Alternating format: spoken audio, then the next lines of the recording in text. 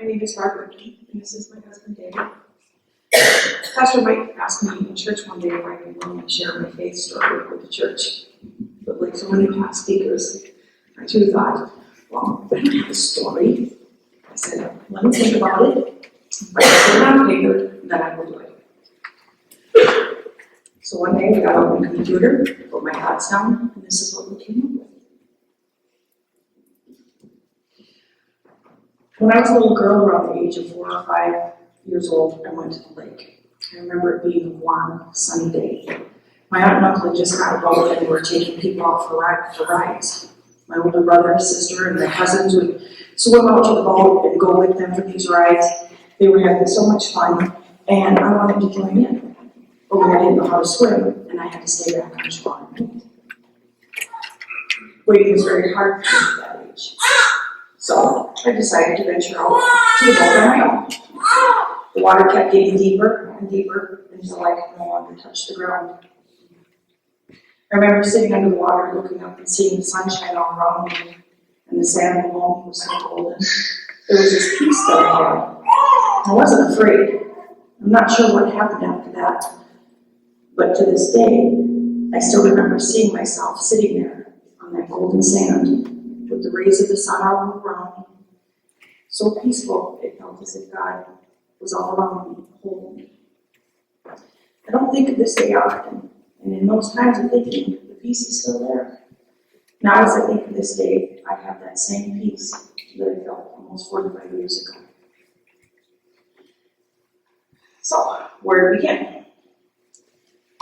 I thought I had it all. I had this wonderful career working with adults that have disabilities, people that rely on me every day to help them learn to do daily tasks, to achieve more than just the simple basics. I got to see the joy on their faces as they learned that new task. This was so exciting. I got to go into work every day and do the things that I enjoyed. It wasn't work for me. How many people can say that they go into work every day and enjoy it? I could. I still don't know how I got hooked into this thing, but I did agree, so I do have a bit of the story myself. My journey began also when I was a little boy. A couple of months after my family moved into a new home, the priest from our former church came to visit me and my family. Father Fred Fink wasn't just our priest, he was a huge part of our family. On one of his visits, he gave me this picture. I don't know how far everybody can see that, but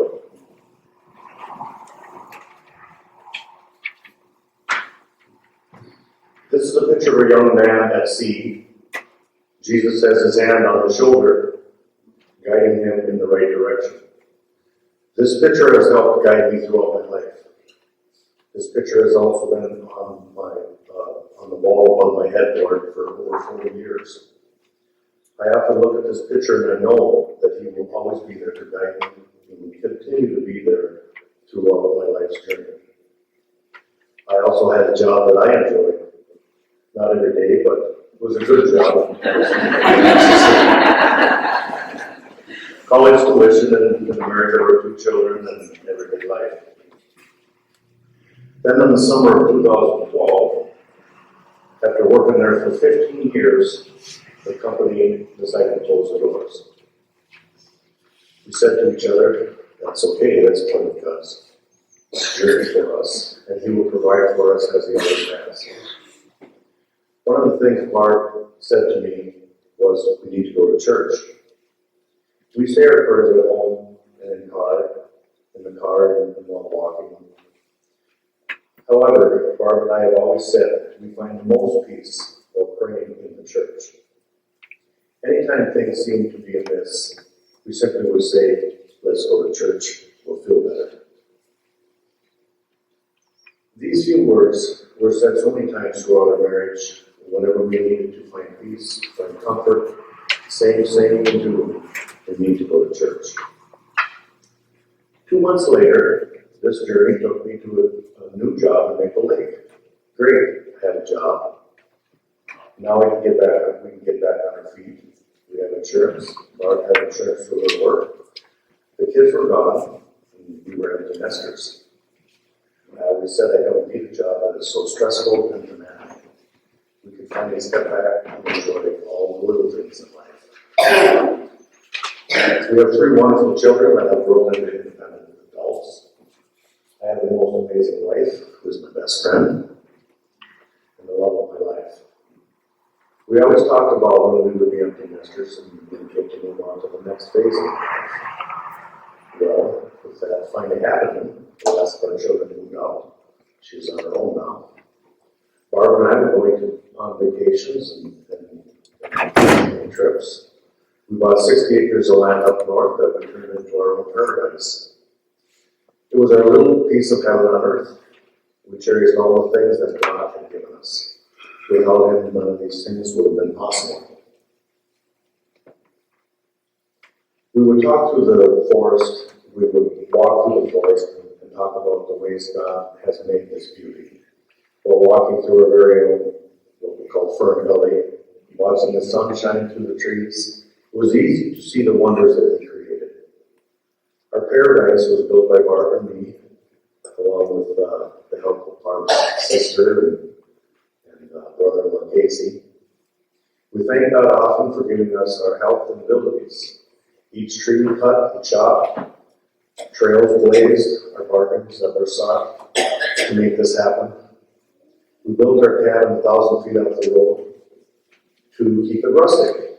Each weekend is spent with family, friends, or just the 2 of us. Barb always dreamed of a place where we could get together and enjoy nature and family all in one location. Together we made that dream of hers come true. We were so happy. Then I started experiencing a pain in my side. No, it wasn't.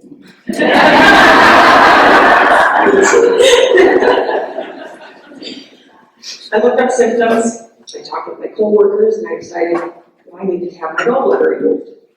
I didn't have time to go to the doctor. I was too busy with my family, career, just living life.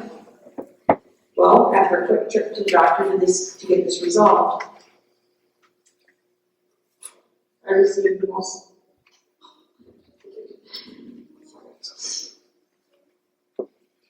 I got the most devastating news of my life. I had cancer. I sat there trying to process what the doctor told me. All I could do was cry. And I knew I needed to go to David and be with him and tell him what I had just found out. Sorry.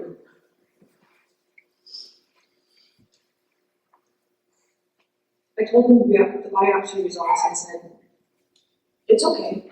God has a plan for me. I wish I knew His plan, but I have to have faith that He will be there for me and help me through this. So each time I had one of my moments, my crying emotional episodes, I would repeat this. God has a plan. Then we were thinking, so many people get cancer, we'll just have to get through this bump and all will go back to normal. So I set up an appointment with an oncologist to get my official diagnosis. I was thinking, get a surgery date booked, do some chemo, and all will be better in no time. Then came the day of my appointment. I met my new doctor who was going to cure me.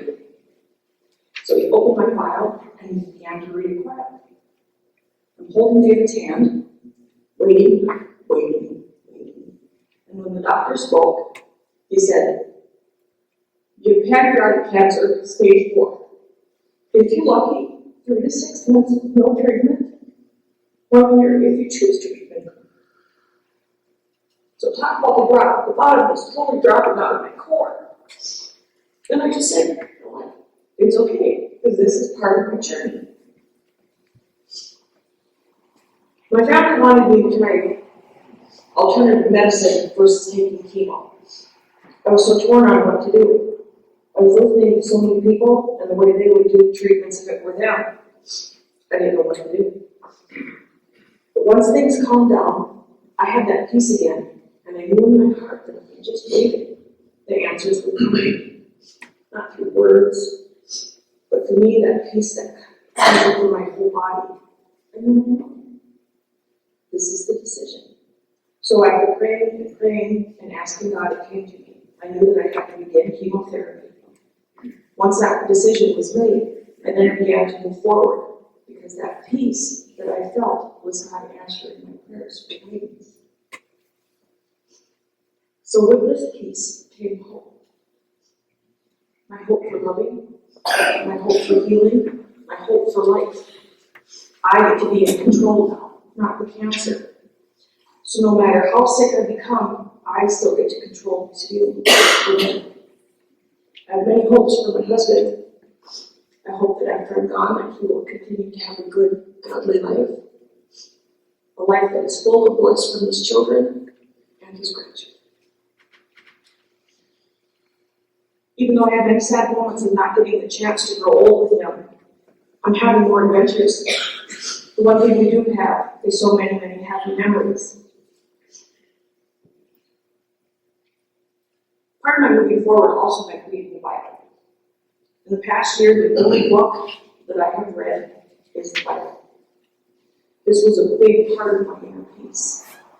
Reading the stories in the New Testament about Jesus healed so many people and took care of them in their time of need, I believe that Jesus is answering my prayers, and I'm being healed, and I'm being taken care of in my time of need.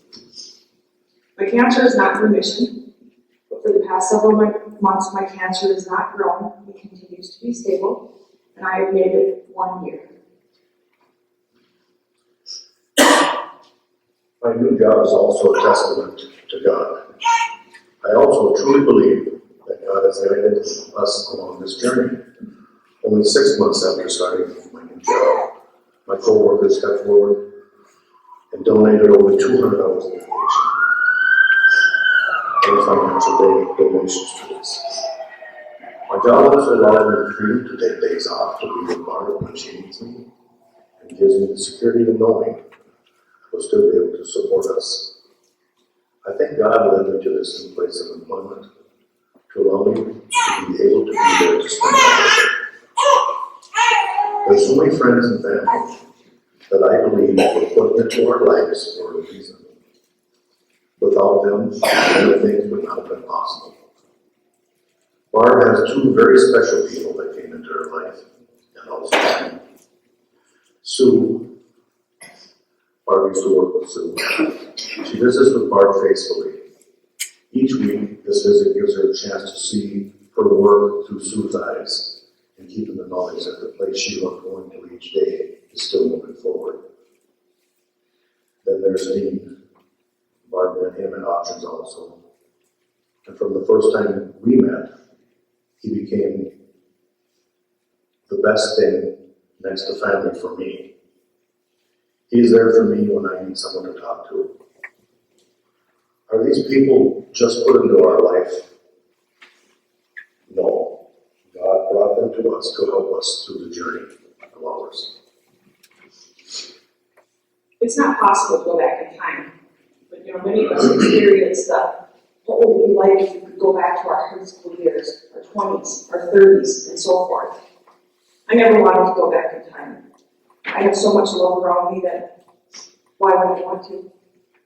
Each new day brings a new blessing. I'm experiencing something new each day. I'm living life. I guess if it was possible to go back in time, it would be to live as if I hadn't heard the word cancer. So, this is where I'm at, emotionally. Emotional, for sure. Some days are rainbows, some are storms, and there are ones I can cry, which are you. See that part, which I know why. I can't control my cancer, but I can control my living. I can live each new day that I am blessed with to my fullest, whether it's watching the birds or spending time in our cabin. I've accepted my journey. I love all my tomorrows. And my life now is sitting on that golden sand with the sun flowing around me, waiting for Jesus to come and take my hand.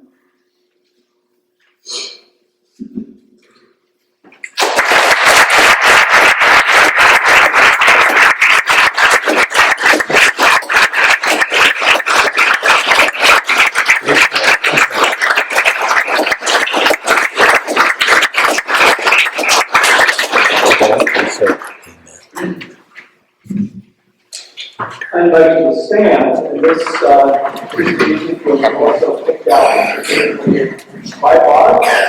And if you feel like moving college, It's okay.